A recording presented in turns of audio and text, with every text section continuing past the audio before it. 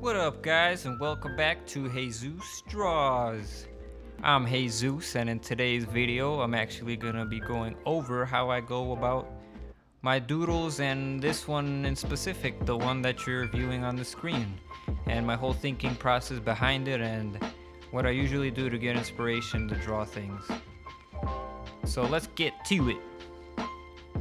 So to start off this one, I use pencil.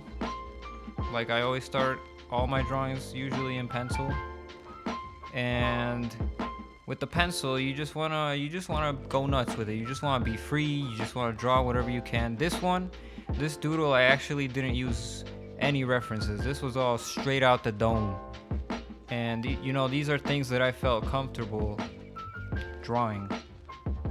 You know, things that I've drawn before, things that inspire me, or you know, things that you feel like you don't have to look at it in order to draw it good, at least in your point of view. You know, a doodle is basically something you want to give out quickly, like a quick drawing of how you go about your perception of things in an artistic way, if that makes any sense, you know?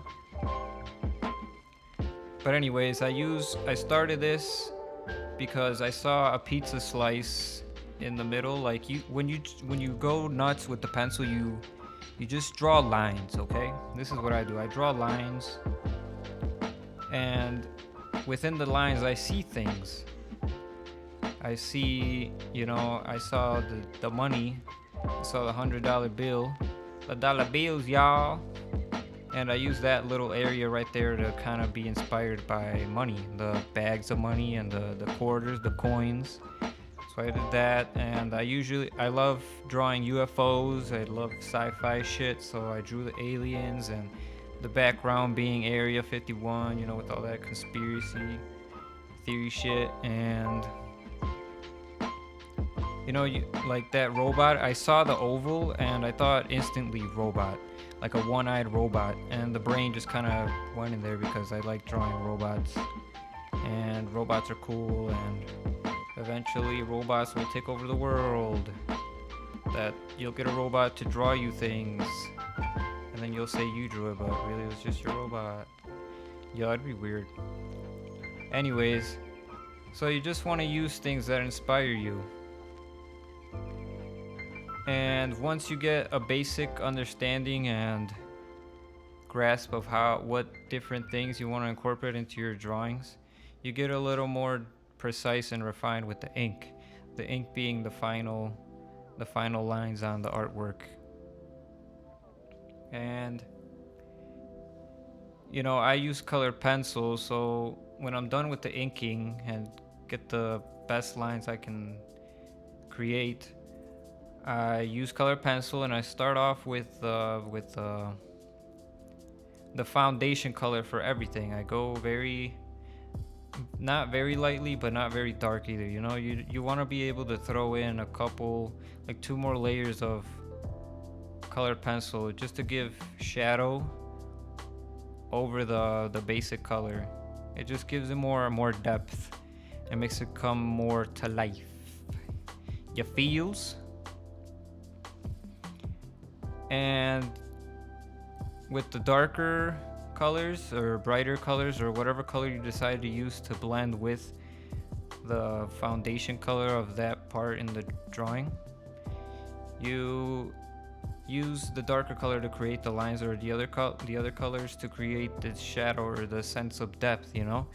Now, I'm not a fucking expert on depth and shadows and whatnot, but I kind of have my own little idea of how I build these shadows. I usually think a light source is in front of you, then shadow behind it, so I kind of use that. But you can definitely get more detailed. I just haven't gone into my YouTube and Google to find my knowledge,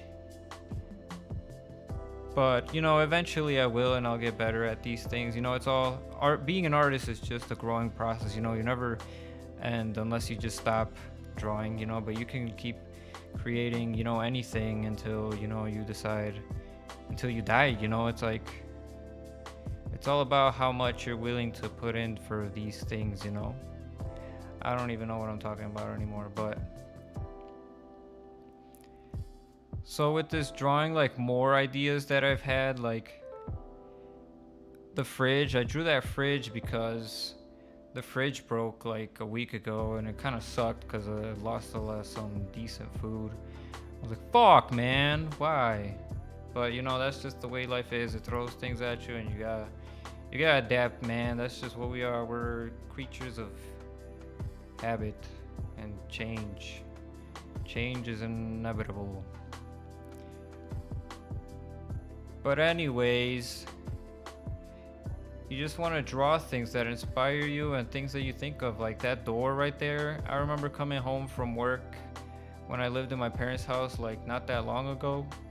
I would always see the back door, and for some reason that just looked like the back door, and I drew it and it kind of looks like the back door. And I love squids, and those jellyfish are actually from SpongeBob. I can draw those from memories, and I drew Patrick and SpongeBob to the left. You know, Patrick has a dipped cone, a pretty pathetic dipped cone. If I got a dipped cone like that, I'd be pretty sad.